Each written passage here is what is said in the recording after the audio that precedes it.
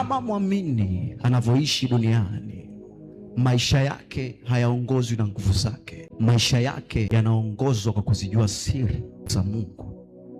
Tuna watu wengi wanatamani Mungu awanyanyue viwango vikubwa, Mungu asababishe vitu vikubwa vitokee, lakini Mungu anatafuta mtu ambaye atatamani kuzijua siri za ufalme wake. Kwa nini? Mungu ni Mungu wa siri. Mungu si Mungu aliye wazi. Mungu hajifunui kwa mtu kama huyu mtu hajajua siri alizonazo Mungu. Ili Mungu afanye kitu kwenye maisha ya mwanadamu, jambo la kwanza ni lazima huyu mwamini aijue siri ya Bwana kwanza, ndipo Mungu afanye vitu kwenye maisha yake. Kuna nyakati unatamani Mungu asababishe vitu vikubwa kwenye biashara, kwenye kazi, kwenye ndoa. Labda unalia na watumishi wa Mungu wakuombee, lakini Mungu anachokitafuta si uombewe tu, bali wewe utafute namna ya kuijua siri ya kutoka hapo ulipo kwenda katika nafasi nyingine. Anasema siri alionayo ni kwa wale tu watakaoamua kumtafuta. Manake kumcha Mungu ni kufuata maelekezo yote ambayo Mungu ameyaprovide kwenye maisha yako. Chochote kile unacholilia Mungu afanye, chochote unachotaka Mungu akitengeneze, jambo la kwanza anasema ili nifanye ni lazima ujue siri za ufalme wangu kwanza. Tupo kwenye majira ambayo shetani haruhusu mtu ajue siri ya Mungu. Anaruhusu watu wayatake matokeo tu.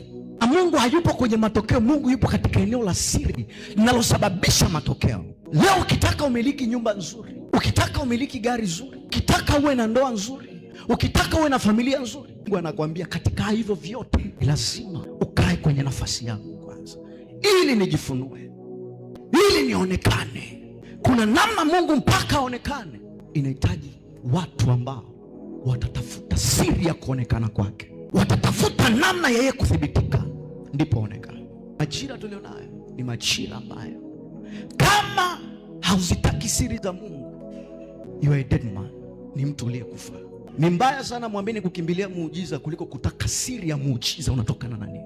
Ni mbaya sana mtu kutaka mafanikio pasipo kuijua siri ya kufanikiwa kwenye ufalme wa Mungu ni nini.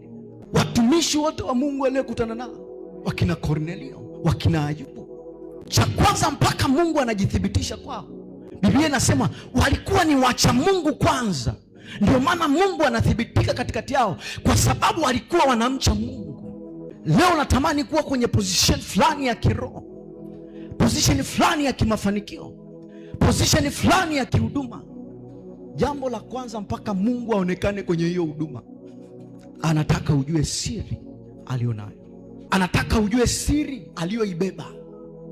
Kwa sababu Mungu mpaka akuthibitishe kwamba unaweza kusimama kwenye nafasi fulani, cha kwanza anajua unaijua siri yake.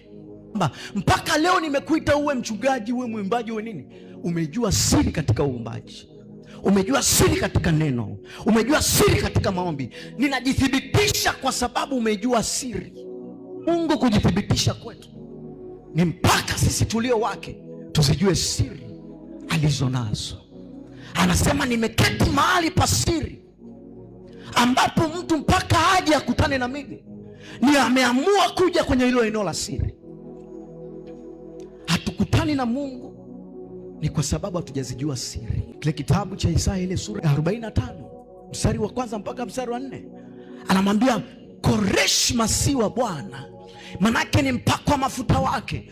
Alafu anasema nitakuonyesha siri za majira tulionayo.